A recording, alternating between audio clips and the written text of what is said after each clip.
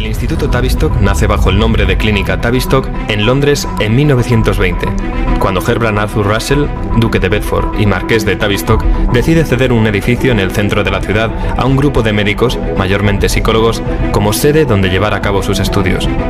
En un principio, las funciones de la clínica dependían del Departamento de Guerra Psicológica del Ejército Británico y centraban sus investigaciones en la evaluación del efecto traumático de los bombardeos sobre los veteranos de guerra británicos de la Primera Guerra Mundial, intentando encontrar el punto en el que el soldado se quiebra psicológicamente.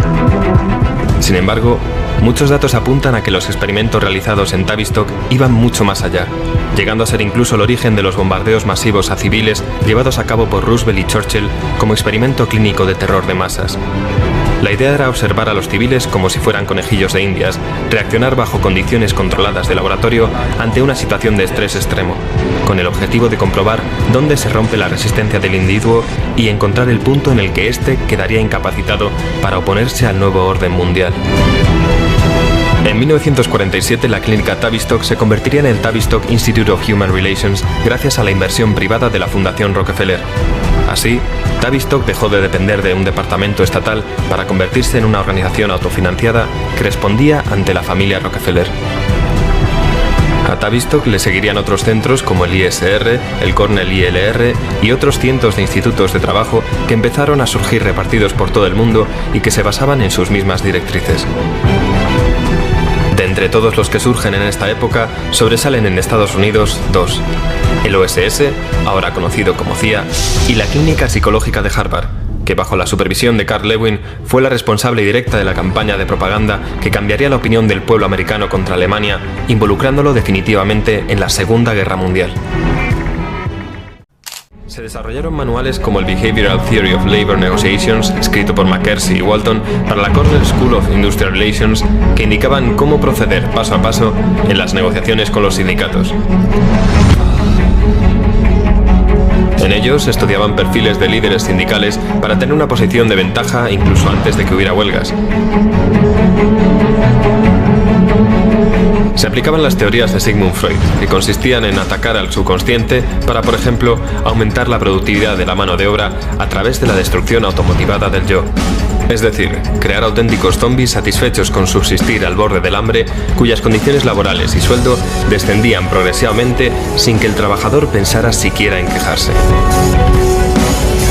Mientras tanto, en Tavistock se seguían desarrollando técnicas de control de masas y de lavado de cerebro que se enseñaban a futuros dirigentes mundiales para ser aplicadas desde puestos de enorme influencia internacional.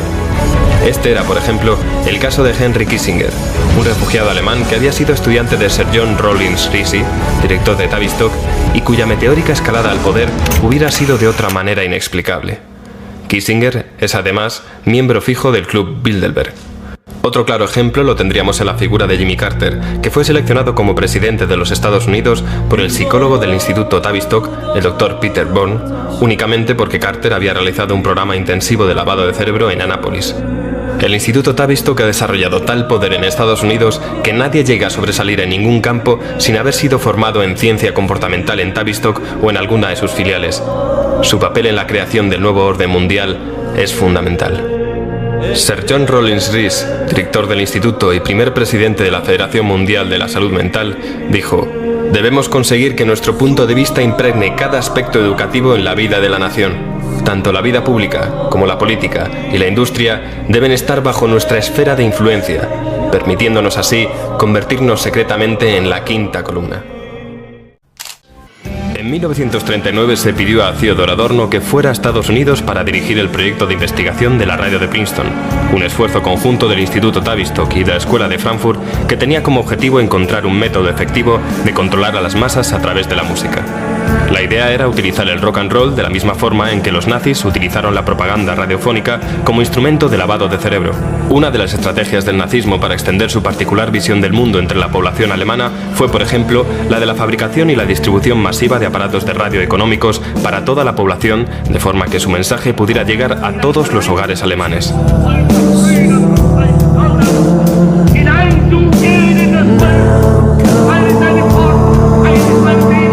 Casi simultáneamente, la firma farmacológica suiza Sandoz AG desarrollaba la dietilamida de ácido lisérgico, o LSD, que inspiró la creación en 1953 del programa conocido como MK Ultra por parte de la CIA.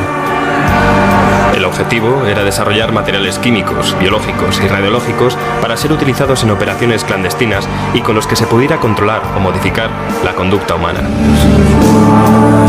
La CIA creía que el LSD ofrecía la posibilidad de un acceso total a la mente del sujeto y que esto permitía borrar ciertos recuerdos y sustituirlos por información concreta.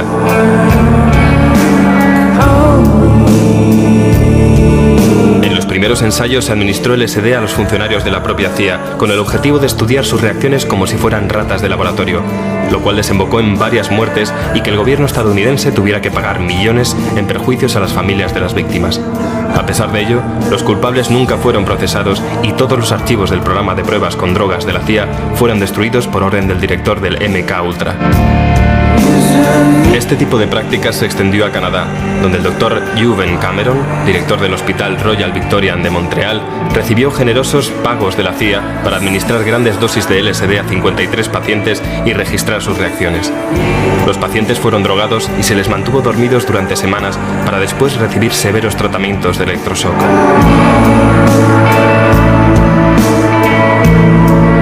Durante una conferencia en la Facultad de Medicina de San Francisco, Huxley, autor de Un Mundo Feliz, dijo: "En la próxima generación, o en la siguiente, habrá un método farmacológico que consiga que las personas adoren su condición de siervas y que permitan una dictadura sin lágrimas, que produzca una especie de campo de concentración indoloro para sociedades enteras, de tal modo que las personas habrán sido despojadas de sus libertades y, sin embargo, estarán contentas de que así sea, porque habrán perdido todo deseo de rebelarse". Huxley no se equivocaba. Los estudios con drogas dieron sus frutos y su aplicación real dio origen a lo que se conoció como la contracultura del LSD en los años 60 y que fue acompañada de una revolución de estudiantes que también estaba financiada por la CIA con 25 millones de dólares. Miles de estudiantes universitarios fueron utilizados como conejillos de India sin saberlo.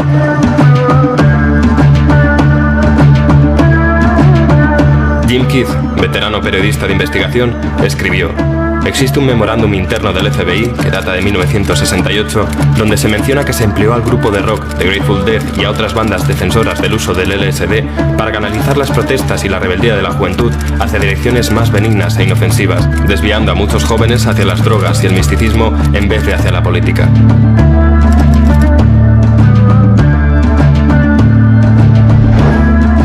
Michael Minicino explica este fenómeno en el ejemplar del invierno de 1992 de la revista Fidelio diciendo: "Los alucinógenos tienen el singular efecto de convertir a la víctima en un ser asocial, totalmente centrado en sí mismo y preocupado por los objetos".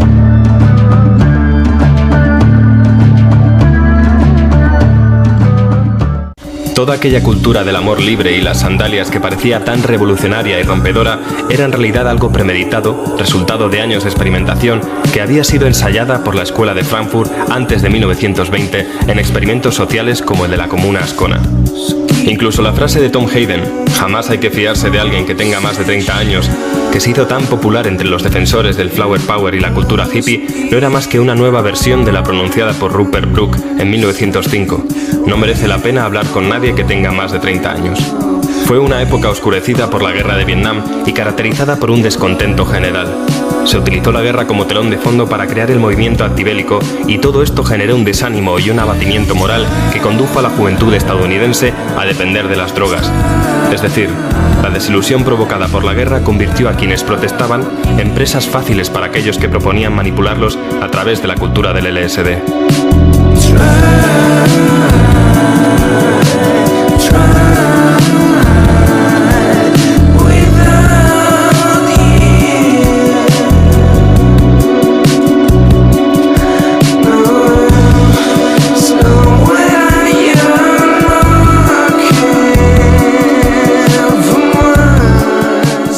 El mejor campo de pruebas para comprobar la utilidad de estos nuevos métodos de control fueron los macrofestivales, en los que se suministraba LSD libremente durante los conciertos a millones de conejillos de indias de entre 15 y 25 años que acabaron convirtiéndose en los promotores de la nueva cultura de las drogas o de lo que se acabó conociendo como New Age.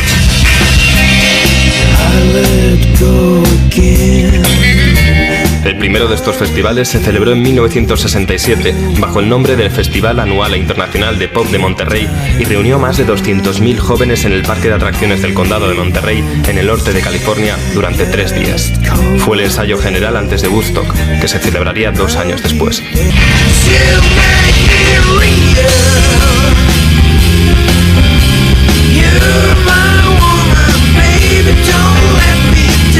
En este tipo de eventos, las víctimas estaban aisladas y prácticamente incomunicadas, rodeadas de inmundicia y eran atiborradas de drogas psicodélicas y mantenidas despiertas durante días, todo con la plena complicidad del FBI y de altos cargos del gobierno.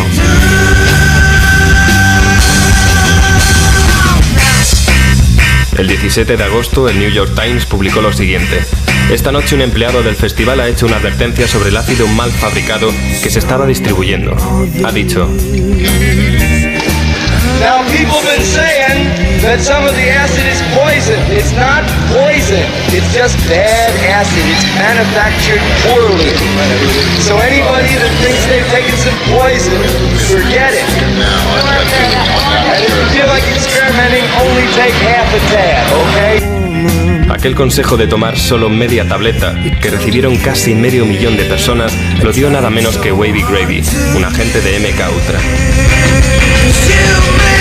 Las drogas, el sexo, el rock and roll, las manifestaciones masivas que había por todo el país, los hippies, las comunas, los entusiastas de la marihuana, la presidencia de Nixon, la guerra de Vietnam. Todo estaba desgarrando el tejido de la sociedad estadounidense. El mundo antiguo y el nuevo colisionaban frontalmente sin que los hijos de las flores supieran que todo formaba parte de un plan secreto, social y oculto, diseñado por algunas de las mentes más diabólicas del mundo. Escondidos en prestigiosas fundaciones, empresas y centros de investigación que respondían ante la Fundación Rockefeller, estos maestros de las marionetas de la política y de las finanzas se sirvieron de la cultura pop para promover la alienación con el objetivo de interrumpir el desarrollo social. La media diaria de exposición a la televisión había subido constantemente desde su aparición, hasta el punto de que a mediados de la década de 1970 era la actividad diaria a la que más tiempo se dedicaba después del sueño y el trabajo, con casi 6 horas al día. La irrupción del aparato de vídeo y las videoconsolas ha aumentado aún más ese tiempo de exposición, de forma que los niños en edad escolar pasan casi tanto tiempo delante de la televisión como durmiendo.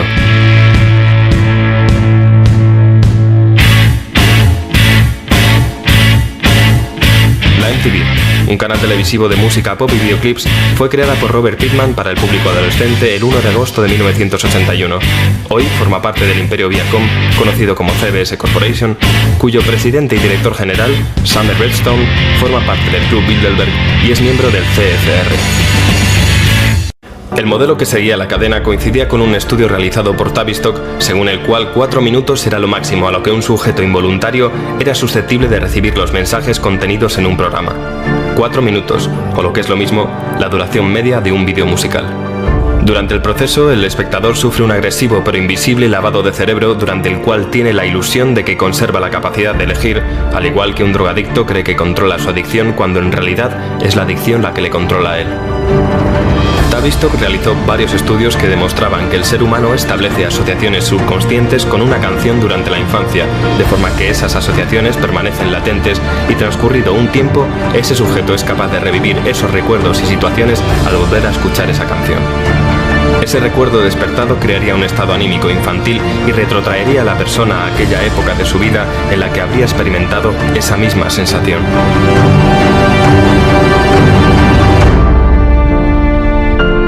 Pero ¿cómo puede ser la televisión una droga?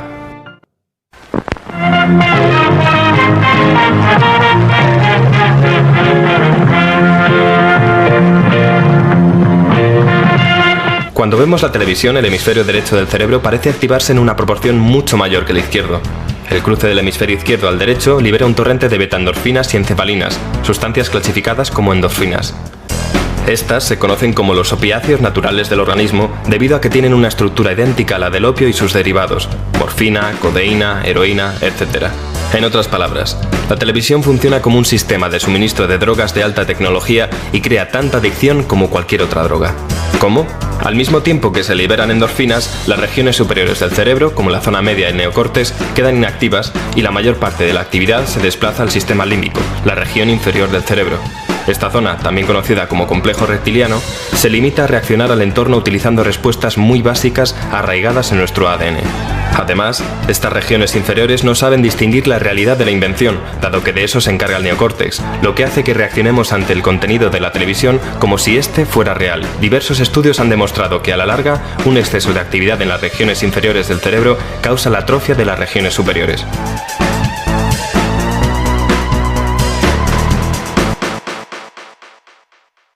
Frederick Emery, uno de los científicos sociales más importantes de su generación y miembro de Tavistock, expuso: la televisión consiste en una señal constante de 50 fotogramas por segundo, cuyo efecto puede definirse en cierta forma como el equivalente tecnológico de un hipnotizador.